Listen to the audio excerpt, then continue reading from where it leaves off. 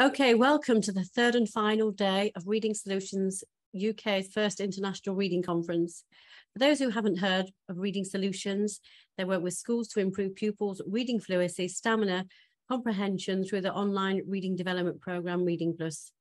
So my name is Christina Gavitas. I'm an author, the children's author and founder of Children's Literature Festivals, and a patron for Blackburn with Darwin Libraries for Children and Young People.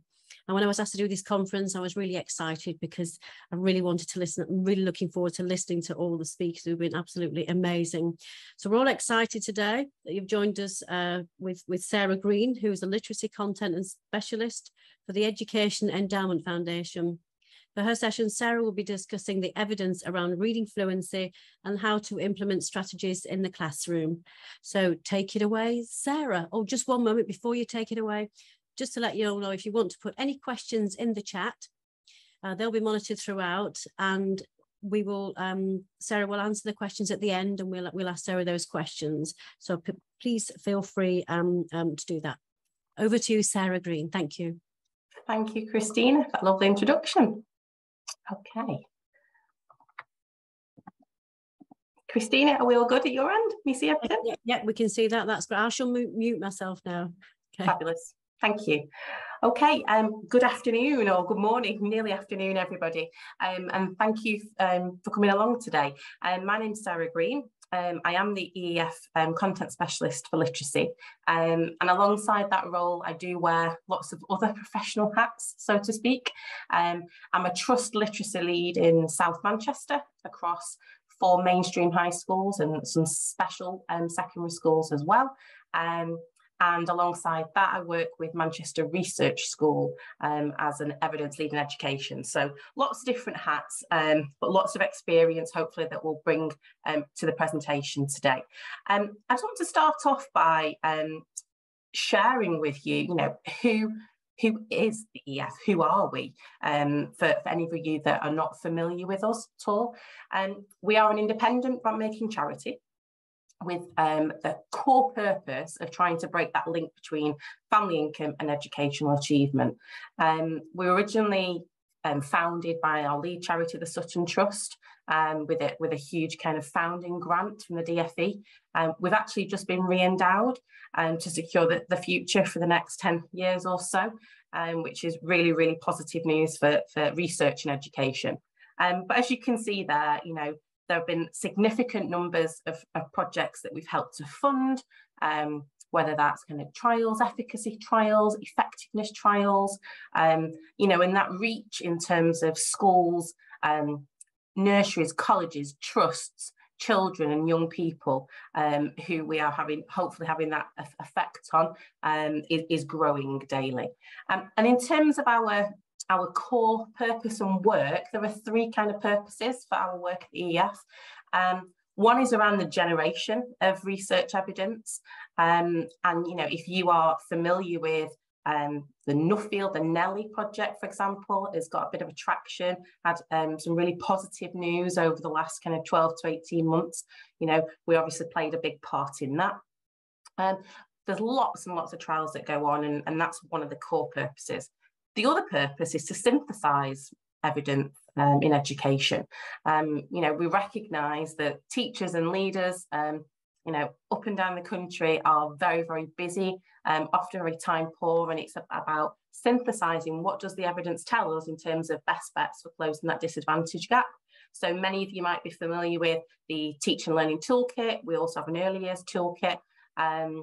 And the headlines, the impact headlines, and lots of work has been done in the past year to update that. So there's a wealth of information and knowledge there that you can dip into. And then the third area is about mobilisation of evidence. And we are really closely linked with the research school network up and down the country. And the purpose of those schools is to really bridge that gap between the evidence and actually transforming that in the classroom and getting it into the classroom for pupils and teachers. So that's who we are and what we're about. And today's session is, as Christina explained before, is very much about, what's the evidence around reading fluency, what are the challenges that we're all faced with when it comes to improving reading outcomes for pupils? How have they been exacerbated by the pandemic? And I think the first thing that is interesting to share with you is that there has been quite a recent report, a DFE kind of commissioned report that came out in the autumn term, really looking at what has the impact been on reading in particular across those phases. And it was done in conjunction with Renaissance Learning and the Education Policy Institute. And that analysis suggests that those restrictions to in-person learning in relation to the pandemic have led to a widening of the disadvantage gap in reading. And you can see from the little graphs here that, you know, in primary school, back in autumn 2020, there was a 1.2 months kind of learning loss at that point. It recovered by spring 2021, 2.2, and then it dropped back down again. When we start to look at older students, I think during the pandemic, less was known about the impact of that on their reading progress. And, you know, back in autumn 2020, this 1.5 months learning loss there, it started to recover slightly by spring last year. However, what this report tells us is that there's a bit of a warning here. And the warning is that between summer and autumn of last year, older students and their reading ability did start to decline, as kind of found in the findings from Renaissance Learning and their STAR reading tests. So we have to be mindful that just because students are back in school, it doesn't mean to say that they're automatically going to improve their reading progress. And there are obviously things that we need to now start thinking about in terms of what are the best bets, where should we put our time and our efforts and our expertise into the most, what's going to have the biggest kind of impact. And just to kind of signpost you as well, really, we've recently at the EF released the impact of COVID-19 on learning review. This came out in May, and this echoes the findings of that report, you know, really highlighting to us that significant effect on younger students, especially those in key stage 1. So it's going to have that knock-on effect, hopefully not for years to come. Hopefully that gap will narrow before those students get to secondary school. But a reality is that it might not close as quickly as we want it to. But more importantly, you know, when we're talking about today about reading for older students in particular, the study, you know, the DFE study showed that negative impact for secondary school students. And if we think about older students and the transition in particular from primary to secondary school, you know, even before the pandemic, there were approximately a quarter of primary school students who were leaving primary school having not yet met that expected standard in reading. So that was a real challenge before the pandemic. The pandemic has exacerbated that now. But if we think about the children that do leave primary school with really good foundational reading skills, we've got to really start thinking about whether those early strong reading skills are enough for those students to really access and be successful in the secondary school curriculum. And, you know, if we ask ourselves that question, are those strong early reading skills enough? The answer is probably no. And the reason for that is they don't necessarily translate into that ability to deal with really specialised language, vocabulary requirements in those different subject classrooms. And there is that real kind of emphasis that we need now on those ever-increasing specialised reading skills to equip students to become confident, fluent, strategic readers at secondary school. And if we think about those demands, those challenges, you know, there's a balance here. There's a balance between generic reading challenges that students are going to face in all of their reading, in all of their subjects. So being able to decode, being able to read fluently, their general knowledge that they bring to the reading process, their understanding of Tier 2 vocabulary, you know, those generic skills of having to read closely, retrieve information, make inferences and so on. But then there are disciplinary reading challenges that we also have to support them and to grapple with. So take this example, you know, when you are reading in history, there are really specialised tier 3 terms that students have to get to grips with. They have to understand that authorship is central to interpretation of historical texts and sources. Contextual information becomes really, really important to understand and interpret. And then suddenly you start to think, well, okay, well, what does it mean to be a reader in history? Well, you know, it's about sourcing, it's about contextualising, it's about corroborating. So this is why it becomes increasingly specialised and increasingly challenging to read academic texts across the curriculum. And to kind of give you a chance to reflect on the experience of an older student and their reading experiences, I want you to think about Jack. And Jack is a year 7 pupil. He has a reading age of 9. And I want you to imagine it's Monday morning and the day begins quite typically for him. Okay, so let's consider how his day goes, how his morning goes. Well, he starts off in tutor time, which is a very normal thing to happen in a secondary school. And his tutor, Mr. Parker, is reading a novel aloud to his form group. And this is part of a new initiative for that school. They've called it a Drop Everything and Listen programme. And Jack loves this start to the day because it's calm. He enjoys listening to Mr. Parker because he always puts on this great dramatic voice. You know, it's engaging, it's motivating, it's relaxing for him at the start of the day. And it actually reminds him of being at primary school. It's quite nostalgic. But his enthusiasm for reading quickly fades as the lessons begin. So period 1, he goes off to history. And at the start of the history lesson, everybody in the class is expected to read their school library book in silence for 10 minutes. They call it Drop Everything and Read. And the history department has really bought into the whole school prioritisation of reading. They know it's really important and have dedicated this time within their curriculum provision. The problem is, though, Jack doesn't want to admit that the book he's chosen from the library is actually too difficult for him. So he just keeps his head down, he pretends to read. And actually this goes unnoticed every history lesson because Jack is very well behaved, just quietly gets on, nobody notices. And then period 2, he goes off to English. And in English, they're reading Oliver Twist. And Mrs. Thomas, the teacher there, she assigns a paragraph of Oliver Twist for everybody to read in a turn-taking fashion. Okay. Now, Jack is 10th in line to read. He's worked it out because he's counted how many students are in front and around him.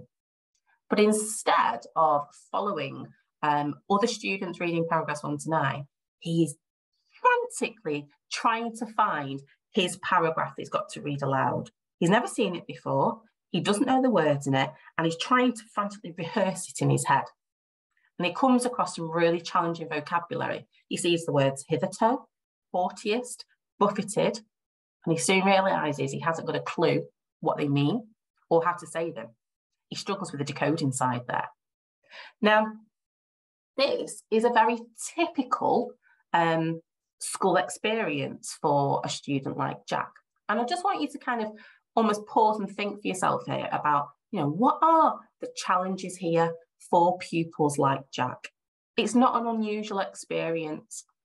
His school is clearly trying to prioritise reading through some really well-intentioned approaches. However, despite best efforts, I don't think they're supporting him to become a more confident, fluent reader. And to do this, we need to really carefully consider the evidence base around these approaches and whether they are appropriate for a student like Jack. It's not a case of kind of throwing everything out and saying, no, we don't want to do that anymore, or we've done that before and it's not worked. It's about what works well for which students and why. So take the first example, reading aloud, okay? We know from the evidence that listening to and following a text being read aloud by a more capable reader, whether it's a teacher or a peer, can help struggling readers to bypass those sticking points at phonemic, semantic, word level, so that they can actually focus on the comprehension. We know that. We know that it's an important part of all reading fluency practice if it's modelled well in a kind of metacognitive fashion by that teacher. And we know that reading aloud to children can be really motivating for them and engage them as readers themselves. But on its own, it isn't enough, okay? When we think about the practice that was happening with the silent reading in history, the evidence tells us that sustained silent reading can actually have inconsistent effects on student motivation and outcomes. So we have to be really careful about this. However, because silent reading is ultimately one of the goals of learning to read, we shouldn't completely do away with it just yet. Instead, we need to think more carefully about how we use this approach. Let's think carefully about, which text are we asking students to read silently? Who chooses that? When and why? What's the purpose of that activity?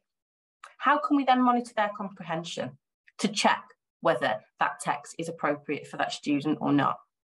And is silent reading being used as a standalone activity, or does it help to inform the learning in that particular lesson? For example, before a planned structured discussion, for example.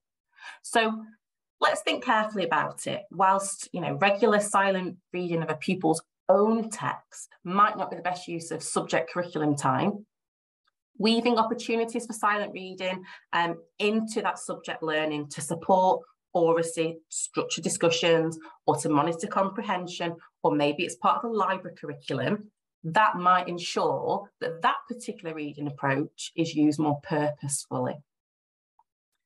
And then the third example, is a classic example of what we call round-robin reading. And when I talk about round-robin reading, I refer to all the Tims, Tim Shanahan, Tim Rosinski, okay, the gurus when it comes to reading fluency practice. And they've written extensively about round-robin reading and why we should really not be doing this anymore. And Tim Shanahan talks about it, and he says that actually it allows for so little reading practice, and that it's really a terribly inefficient way of ensuring everybody's reading, because the only person who is actually learning during that round robin is the reader, the person that's reading aloud, which means that, there's potentially 25, maybe up to 29 other students in the room who are probably just sat there waiting for their turn, or like Jack, frantically trying to find out, where is the paragraph that I've got to read? What does it say? Can I say that well out loud? Have I got the confidence to say it? I want to say it accurately, but they're not going to pay attention to what's been read before. So we need to be really, really careful with this. And Alex Quigley, my colleague, talks about, put away the popcorn reading and replace round robin reading. And, the evidence base around this is really strong.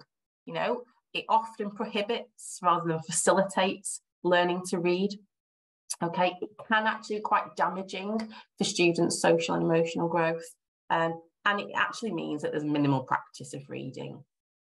So we've got to think, what can we do differently? We need to rethink those whole class reading practices so that our environments in the classroom are more inclusive, that we do take into account of students' well-being, and that we provide maximum practice, optimising opportunities for practice for reading aloud, especially for those struggling readers. And there'll be lots of other reading challenges that we are all facing as teachers and as educators. These challenges might have been evident before the pandemic, but we're still facing them now. And actually, as a leader within a trust working in schools and working with students, it almost feels like meeting those significant needs of older students has never actually felt more challenging than it does now. And hopefully the solutions that I'm about to present to you will help you to kind of grapple with that. So what are the solutions? How do we rise to the challenge in a really evidence-informed way? How do we implement the research in a really carefully managed and a staged approach? Where do we prioritise our efforts? What are the best bets? The first thing I would say to you is to go to the EEF guidance reports and look at what we are communicating about the teaching of reading. But don't just look at the secondary guidance report. look what comes before then. Look at the Key Stage 2 updated guidance report. In particular, recommendation 2 around developing reading fluency. You know, pre-pandemic, I said this a bit earlier on, there was still a good proportion of students leaving primary school having not yet met the expected standard.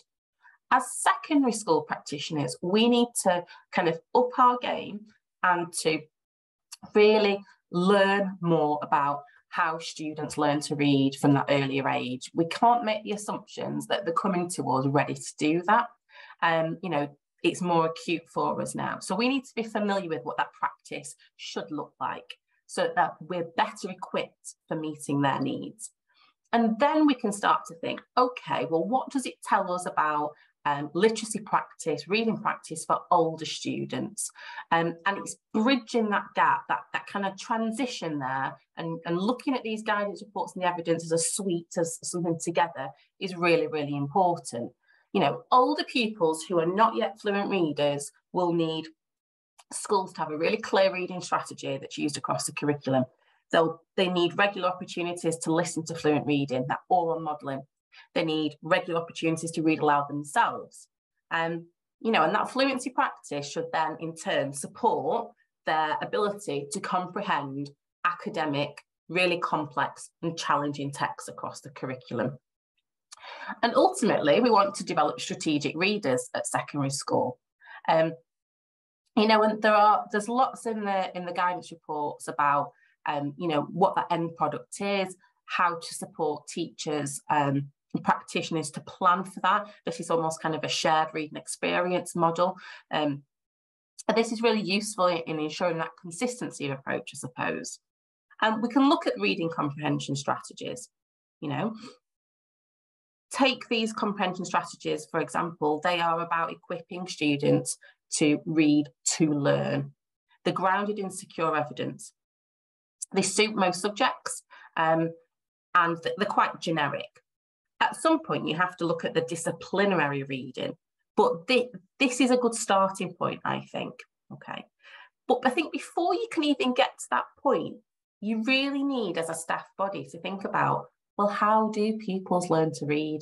Because if we've got a significant proportion coming to us in secondary school and they can't, then we need to kind of go back to that knowledge. And exploring models of reading is really important, a really important part of this process. You know, the goal of teaching reading is to enable children to comprehend written text. And to do this, they need both word reading skills and language comprehension skills. And you know, this kind of is a consensus view. It's underpinned and supported by lots of research evidence. And two key kind of models that we promote at the EF are the simple view of reading, so Goff and Tumnus, and it's a widely used, accepted model of reading. And then we've got the Reading Comprehension House. Now, that's based on Kate Kane and others' work. Now, the difference with the Reading House is that it starts to break down these two areas of reading. And in particular, for this presentation today, I'm going to focus in on that fluency room. And I think out of all the kind of reading models, even if you look at Scarborough's reading rote, fluency, I don't think is emphasised as a process. It's highlighted as almost an outcome of lots of other things that kind of weave together. But I think this is the only model for me that really emphasises the importance of fluency within this learning to read process. And we talk about fluency as being that bridge. It's often associated with either word recognition, decoding, or comprehension, but actually there is that kind of reciprocal relationship between these two aspects of learning to read. And we know that learning to read fluency has this reciprocal process. But we know it's also neglected in secondary schools. It's not really something, I've been a secondary school teacher for nearly 20 years now. At no point in my career have I ever received, up until now, any kind of input in reading fluency. You know, I was expected as a novice teacher just to get kids reading in classrooms. Nobody told me how to do that or what the evidence says about that. So we need to think carefully about what we do next. And the first step is to think about, well, what do we mean by reading fluency? And reading fluency supports those comprehension skills, but it can be broken down into these three components. It's about being able to read accurately, which is really important at secondary school, you know, when students are faced with brand new tier 3 vocabulary in particular, especially in subjects like science and maths, becomes really technical. It's about reading with automaticity, so reading words automatically with accuracy at an appropriate speed. It's not about who can read the fastest, okay? It's not really about that. It's about, can they read it with ease? Do they sound like they're reading it without having to exert too much effort into their decoding skills? And then the third aspect of fluency is about prosody, and kind of that brings with it the need for students to have some level of comprehension, to be able to make the decisions about, where do I use intonation, where do I change the tone of my voice, where do I pause, where do I need to emphasize words for effect, and so on. But these three elements are really important skills in isolation, but they work as interdependent building blocks. If one of these blocks isn't really secure, then reading fluency is difficult to achieve on the whole. And when we think about the evidence base, and okay, so that's what reading fluency is, how do we then get that into the classroom? There are two kind of key areas of reading fluency that are your best bets. One is guided oral reading instruction. And this is where your whole school tutor reading aloud programs might come into play, because you've got that expert modelling of accurate, automatic reading full of prosody, you know, bringing a text to life. The other area is about repeated reading. And you hear a lot about this in primary school. And you may think, well, how do we do that in secondary school without actually switching off those older students? It's not necessarily we're going to keep rereading and reading a text over and over again. It's about choosing short passages of really complex texts that are above that kind of level that the students are at the moment independently. And it's about giving them the processes, I suppose, the approaches and strategies in the classroom to enable them to read that short piece of text with accuracy automatically at an appropriate pace. And there are lots of assisted reading strategies that can support with that, with paired reading, recorded reading, listening to that reading aloud back, giving feedback to each other, self-assessment, choral reading where everybody's reading together, and different kind of guises of that, versions of that, echo reading where, you know, it'll be kind of like my turn, your turn.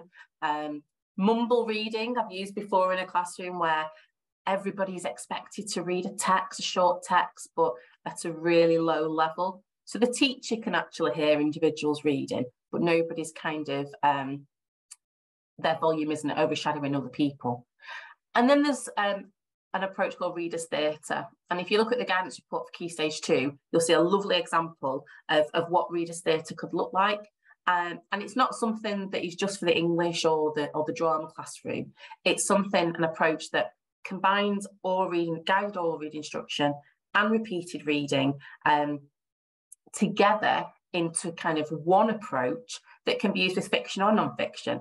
So looking at kind of water cycles or life cycles, things like that, you know, really kind of conceptual things is really, really useful. So I would definitely recommend to have a look at that and to see whether there are any opportunities to include that within your curriculum. I want to give you an example here. So you've got a scientific text. This might be a text that you're using at the start of a science lesson because the previous lesson, you've introduced this new topic, you've started to experience some of the new tier 3 vocabulary. You've got words like exothermic, endothermic, photosynthesis, and so on. Now, there are lots of different strategies you can use here, but ultimately, reading fluency practice here is really important because you are supporting the academic reading of this really complex text. You know, you've got to support students to be able to decode that complex vocabulary. Even students with a reading age that matches their chronological age might struggle with some of this. You know, recognising where the syllables come, you know, where do these words come from? Where do they originate from? Can we explore the etymology of some of these words? how can these words, how can their meaning change when we put prefixes and suffixes on them, for example? It's really, really useful. But there are lots of different practices. They could be saying that together chorally. It could be a call and response, bit of echo reading. But that's just one worked example of how it can be used in a particular subject. Take this text for another example. Sometimes texts don't have a lot of punctuation in them. And that for a student who is still learning to kind of become more fluent is a challenge. And what we have to do as teachers is to make the invisible visible. And we call that kind of text marking for phrasing. Okay, so using your visualizer, you know, you might be reading this aloud to a text. This is actually a text that one of my schools use in their tutor reading program. And what the teacher had done, she kind of put the text under a visualizer. And as she's reading, she's text marking to point out to the pupils where those kind of pauses come and why. And she's talking and thinking aloud. And the reason she's doing that is because the students themselves need to be able to recognise where those phrases come in a text, so that when they read an unfamiliar text without punctuation, they too can read it with confidence and with fluency. Another example of how you can incorporate repeated reading into the curriculum. This is an example from mathematics. So as I was saying before about repeated reading, it's not just a case of, well, we're just going to keep rereading this text over and over again. What it's about is thinking about your teaching processes, your pedagogy. And this is something that works quite well actually in maths, in the sense that when they're given a mathematical problem, the first read, it might just be about just kind of getting the gist and understanding, you know, what you're being asked to do, what's the key information within a question, where are the facts, and it might be that some of those reciprocal reading strategies come into play straight away. So I need to clarify some of that unfamiliar vocabulary. And then the second read, it's about, okay, we're going to read the problem. It's a short piece of text, but we're going to focus on something different.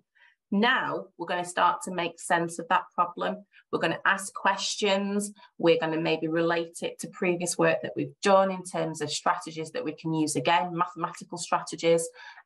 We might make predictions about what it is we think that the question, the problem requires us to do in terms of the actual maths. And then the third time we go back to that short text is, okay, we've decoded this text now, this mathematical text. We've applied some of our reciprocal reading strategies, and we're now actually going to do the maths. And I think that kind of process, that repeated reading process, has started to work quite well actually with some of the practitioners that I'm working with. And I just wanted to include this because this is what I was referring to earlier about what readers theatre might look like. And it'd be interesting to see how you could interpret that across the curriculum. But there are lots of tools out there that can help you with this. So this particular tool is a fluency rubric, and it's been adapted from Sutella and Zinski. There are other kind of versions of this out there you can look at. Dibels is another one you can look at. But the way I've used this before is, well, I've used it for two reasons. One, I've used it to help identify, monitor and track the reading fluency progress of students. Often works well in library lessons where you've got that time for that kind of one-to-one reading. But then I've also used it with staff as part of professional development, especially when we're trying to equip staff, especially non-English teachers, to read aloud with confidence and with fluency in a really explicit way to students. And, you know, that comes with its challenges. You know, if you're a subject teacher and maybe you've got young children or young children in your family and you are regularly reading stories and texts aloud, that might come a little bit more naturally to you, but for many adults, it doesn't.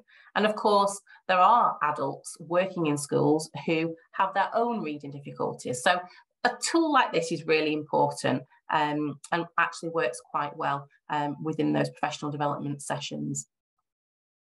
And I suppose the other thing I would kind of, as we're coming towards the end of this, think about is that like anything that you look to introduce within your teaching practice, reading fluency practice requires you to think about how are you going to gradually release that kind of intensive scaffolding approach to independence over time.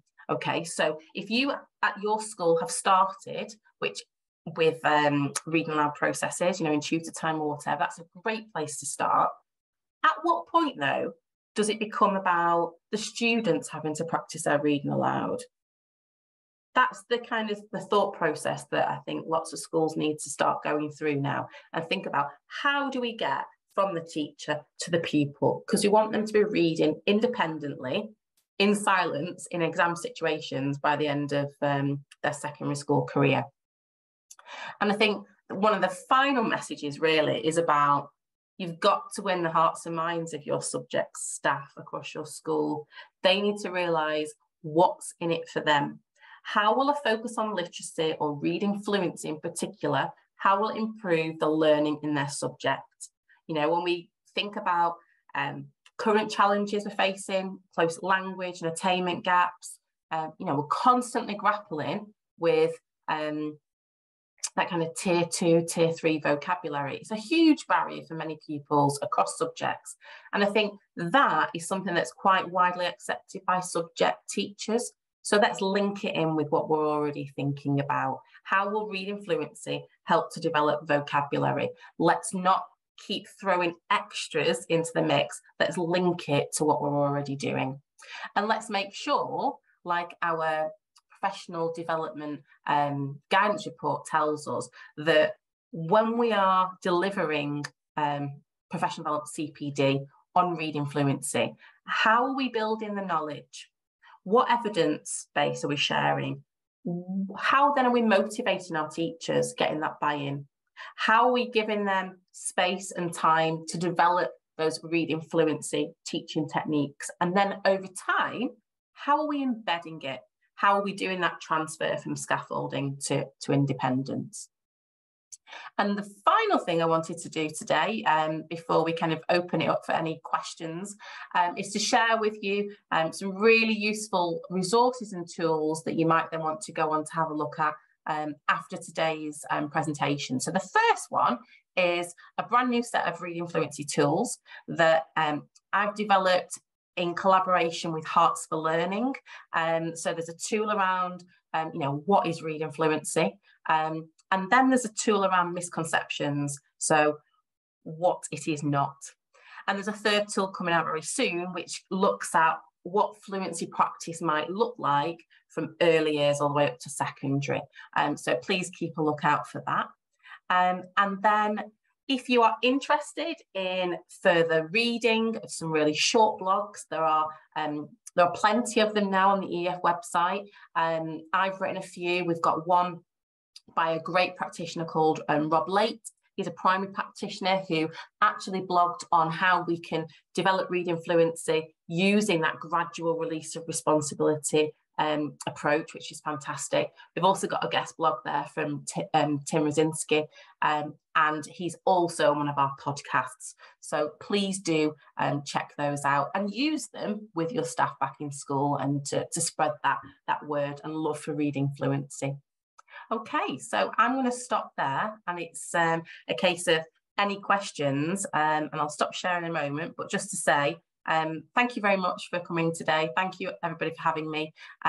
Please get in touch if you ever want to talk about fluency any further or you'd like support. I will get Reading Solutions to share the contact details afterwards. Thank you. Brilliant. Thank you so much for that, Sarah. Resonates with me. Makes perfect sense when you see it all.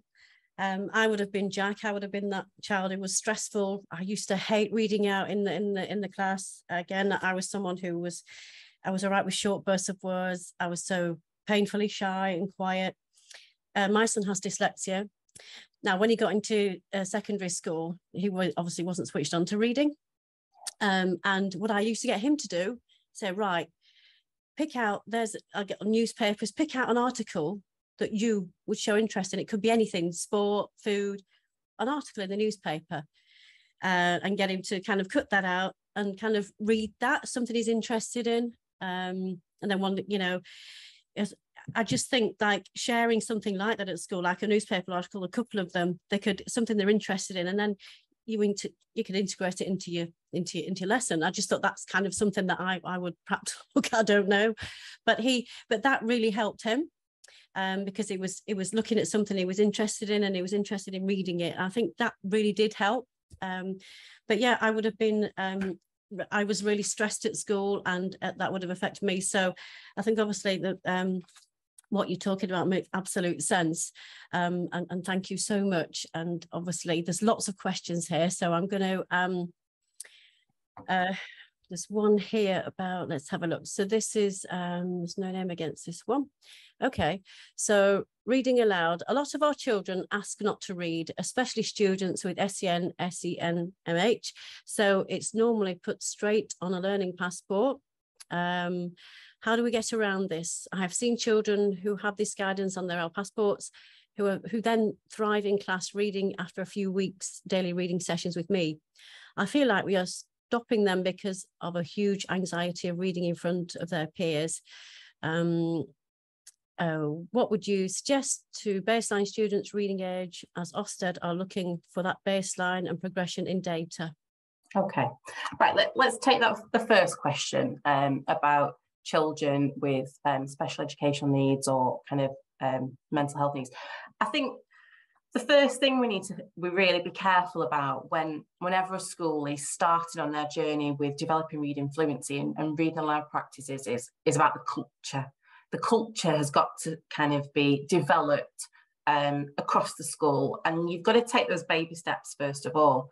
So when the children ask not to read, it's because, like Jack, a lot of them struggle, and it's that catch-22. They struggle to read. It's a bit like that Matthew effect, isn't it? That, you know, they struggle to read, therefore they're not motivated to read, and that kind of carries on in that cycle. And it's a really vicious cycle, and that's the cycle that we're trying to break. So we have to think about those practices in the classroom where it's just like a little bit of echo reading, maybe one word, 2 words at a time. Build it up over time so that it becomes a little bit more routine, a bit more habitual in the classroom. And that's interesting about it's that students normally put onto a learning passport. How do we get around this? I think students with SEND, I think that it's really important when they come up to secondary school that there's a good screening process in place for their reading. So, you know, you might test your reading ages, but for those students with SEND, more diagnostic kind of reading screening is really important. So something like the IRC test, for example, where it will give you a bit more information about their word reading, their decoding, their fluency, and then also their comprehension. And then you can actually decide, okay, where's the greatest need here? And then start working out on their kind of SEND plans, the EHCP plans, or whatever, you know, what is the primary need? You can then direct that in terms of, well, what are our intervention pathways? What do our priorities need to be in the classroom then? And I think it is a real challenge, and this is a culture it's been built up over years and years. It's like what I was saying before, you know, as an experienced teacher, nobody's ever taught me in the classroom how to do this well. You know, and habits form over time. So it's about, you know, diagnostic, screening and assessment, building up baby steps. But a lot of it as well is about educating staff about how students learn to read and what the processes are that they go through, and why a focus on that is so important for the teaching of their subject.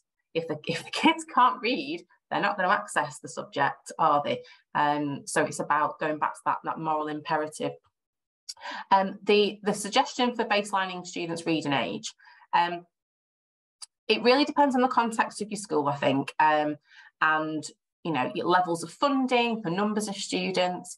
There are some cheaper versions of looking at reading ages online. There's obviously the big players out there. You know, if you're part of if you use accelerated reader, you've obviously got Star Reader as part of that. If you use GEAL assessment, you could use the new group reading test as part of that. Whatever you do use, just be consistent with it. make sure that you've got somebody who is expert and understands and has the knowledge to be able to interpret that data, and then to actually put that into an effective reading strategy and stay consistent. What I would say in terms of testing once you've baselined is don't test too often. You know, some kind of companies out there might say test 2 or 3 times a year. I would not do that. I think it's too often. I think for those students who are on track with their reading, so you baseline them and they're already at kind of their chronological age, then, you know, every 12 months, maybe longer for them. Those struggling readers who need the most intervention, test them more frequently, you know, kind of before and after an intervention, for example.